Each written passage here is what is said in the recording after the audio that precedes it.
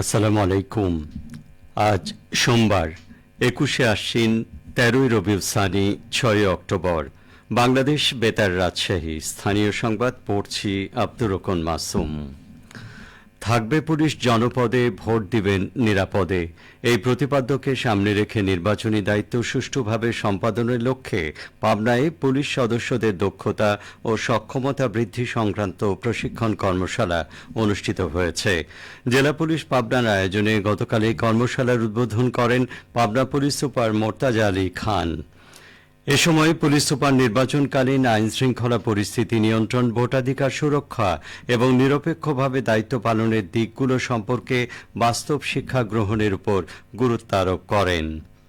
তিনি বলেন, আগামী জাতীয় সংসদ নির্বাচন অবাধ, সুষ্ঠু, শান্তিপূর্ণ, নিরপেক্ষ হওয়ার লক্ষ্যে নির্বাচনী কার্যক্রমের অংশ হিসেবে পুলিশের দক্ষতা ও সক্ষমতা বৃদ্ধি সংক্রান্ত প্রশিক্ষণের আয়োজন করা হয়েছে।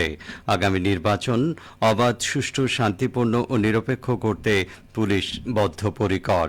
এ সময় জেলা পুলিশের অতিরিক্ত পুলিশ সুপার প্রশাসন ও অর্থ মশিউর রহমান মণ্ডল, অতিরিক্ত police super crime and ops Rezinur Rahman সহ অন্যান্য অফিসার ও ফোর্স উপস্থিত ছিলেন।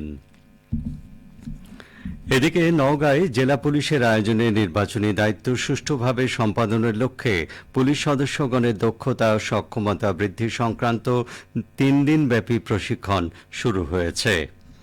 গতকাল জেলা police lines in service training সেন্টারে কোর্সের উদ্বোধনী অনুষ্ঠানে প্রধান অতিথি ছিলেন ইন সার্ভিস ট্রেনিং সেন্টারের কমান্ড্যান্ট তারেক আহমেদ।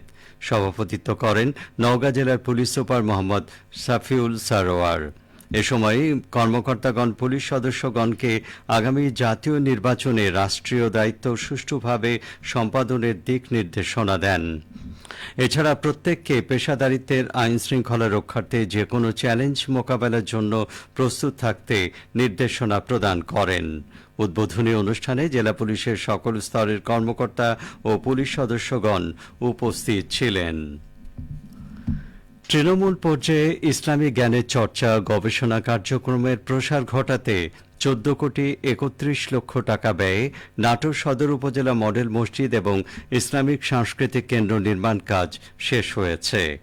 ৪৩% জমির উপরে উপজেলা মডেল মসজিদ এবং সাংস্কৃতিক কেন্দ্রের ১২,০০০ বর্গফুট আয়তনে নিচতলায় থাকবে গাড়ি পার্কিং, ইমাম ট্রেনিং সেন্টার, বই বিক্রয় কেন্দ্র, ডাইনিং, গণশিক্ষা কার্যক্রম কার্যালয়, অটিজম কর্নার এবং মরদেহ গোসলের স্থান। ৭,৮০০ বর্গফুট আয়তনের দোতলায় থাকবে নামাজের জায়গা ছাড়াও ইসলামিক গবেষণা কেন্দ্র এবং ইসলামিক ফাউন্ডেশন কার্যালয়। একই আয়তনের তৃতীয় তলাতে নারী ও পুরুষের পৃথক নামাজের জায়গা, সভাকক্ষ এবং লাইব্রেরি।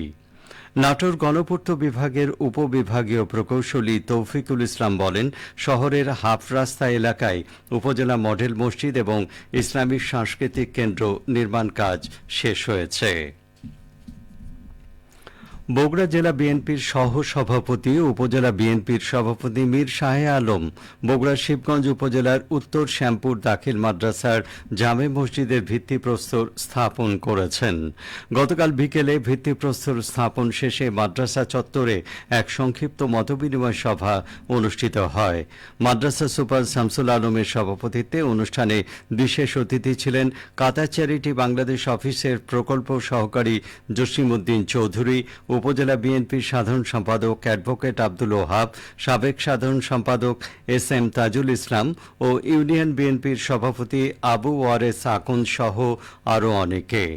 প্রধান অতিথির বক্তব্যে মীর শাহে আলম বলেন, ইসলাম শান্তি ও মানবতার ধর্ম।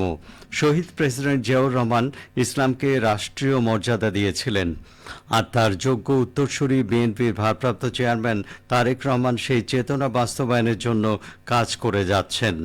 অনুষ্ঠান শেষে দেশ ও জাতির কল্যাণ কামনায় বিশেষ দোয়া অনুষ্ঠিত হয়।